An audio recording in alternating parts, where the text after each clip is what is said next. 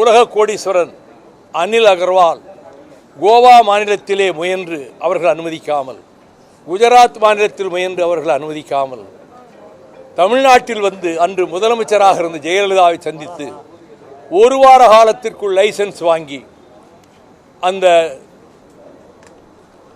Sterlite நாசகார நச்சாலை தூத்துக்குடியிலே நிறுவப்பட்ட நாள் முதல், தொடங்கப்பட்ட நாள் முதல் நாங்கள் விவசாயிகள் மீனவர்களோடு சேர்ந்து எண்ணற்ற போராட்டங்களை, மறியல் போராட்டம், நடைப்பயணம், உண்ணாவிரதம் என நடத்தியும் பின்னர் உயர்நீதிமன்றத்திலே வழக்கு தொடுத்து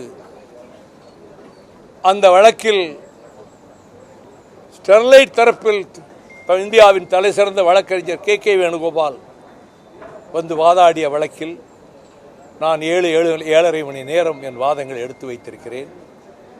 ஸ்டெர்லைட் ஆலை நிரந்தரமாக மூடப்படும் என்ற தீர்ப்பு கிடைத்து அந்த உரிமையாளர் அனில் அகர்வால் உச்சநீதிமன்றத்தில் தடையாணை பெற்று மீண்டும் ஆலை இயங்க தொடங்கி அதற்கு மேல் மேலும் மேலும் வழக்குகளை தொடுத்து அந்த வழக்குகள் 33 வாய்தாக்களில் நானும் கலந்திருக்கிறேன்.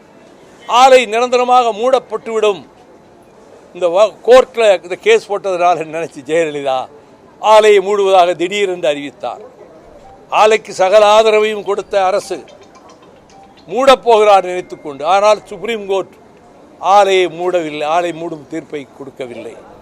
பின்னர் மீண்டும் தீர்ப்பாயத்துக்கு சென்று மீண்டும் சுப்ரீம் கோர்ட்டுக்கு சென்று சுப்ரீம் கோர்ட் சென்னை உயர்நீதிமன்றமே மீண்டும் விசாரிக்கட்டும் என்று நீதியரசர் சிவஞானம், நீதியரசி பவானி சுப்பராயன் அமர்வில் அந்த வழக்கு நடைபெற்று அங்கு நான் 3.5 மணி நேரம் வாதங்களை வைத்திருக்கிறேன். நிரந்தரமாக மூடும் உத்தரவை தீர்ப்பை அளித்து அந்த மண்டலத்தை காப்பாற்றி கொடுத்தது. ஆனால் உலக கோடீஸ்வரனாகிய அனில் அகர்வால்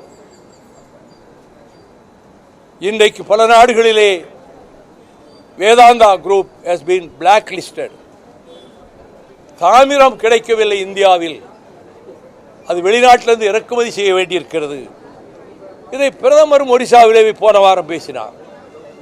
இப்பொழுது 399 ஏக்கர் சிப்காட்டிலே முதலில் ஜெயலலிதா ஆட்சி காலத்திலேயே 99 வருடங்களுக்கு இந்த வேதாந்தா குழுமம் லீஸுக்கு வாங்கிவிட்டது. அந்த லீஸை ரத்து செய்வதற்கு சிப்காட் இதற்கு இப்பொழுது ஒரு உத்தரவு போட்டாலும் அதற்கு தடை ஆணை பெற்று வழக்கு நடக்கிறது. அந்த வழக்கிலே நானும் இணைந்து ஒரு சார்பில் வாதாட திட்டமிட்டு கொண்டிருக்கிறேன். இப்பொழுது அனில் அகர்வால் எப்படியாவது அந்த ஸ்டெர்லைட்டை வேறொரு வடிவத்தில் கிரீன் காப்பர் என்ற பெயரில் மீண்டும் கொண்டு வந்து நிறுவுவதற்கான முயற்சியில் ஈடுபட்டிருப்பதால் நம்முடைய முதலமைச்சர் அவர்களை ஒருவேளை சந்திக்க முனையலாம், இந்த அரசிடம் அனுமதி வாங்குவதற்கு முயற்சிக்கலாம். அதற்கு இடம் கொடுக்கக்கூடாது. அது புற்றுநோயையும் சர்ம நோய்களையும் ஏற்படுத்தி அடியோடு 40 கிலோமீட்டர் சுற்றளவுக்கு விவசாயத்தை பாழ்படுத்துகிறது இந்த காப்பர் ஸ்மெல்டர். அது வேறு வடிவத்தில் தாமிர தொழிற்சாலை என்ற பெயரிலே அங்கே வர அனுமதிக்கக்கூடாது. நீங்கள் இந்த அரசு,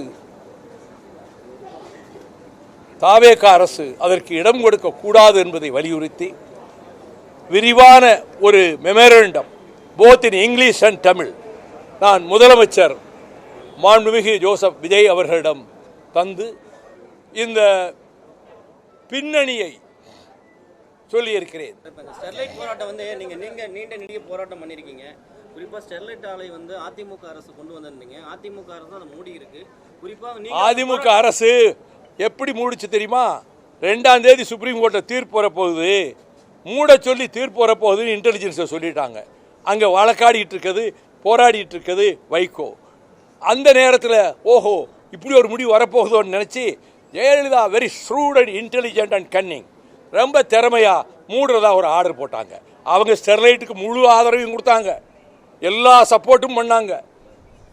அதற்கு பிறகு வந்து அரசும் கூட ஸ்டெர்லைட்டுக்கு சப்போர்ட் பண்ணத்தான் செஞ்சது.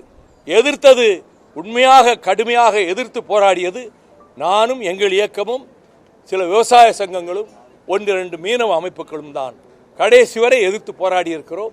எனவே அந்த அரசு முழு ஆதரவையும் கொடுத்து லைசன்ஸ் கொடுத்தது மட்டுமில்லை, கடைசி வரைக்கும் ஆதரவு கொடுத்தது. பிளே ஸ்டோர் மற்றும் ஆப் ஸ்டோரில் இருந்து பாலிமர் செயலியை QR கோடு மூலம் பதிவிறக்கம் செய்யுங்கள். செய்திகளை உடனுக்குடன் பெறுங்கள்.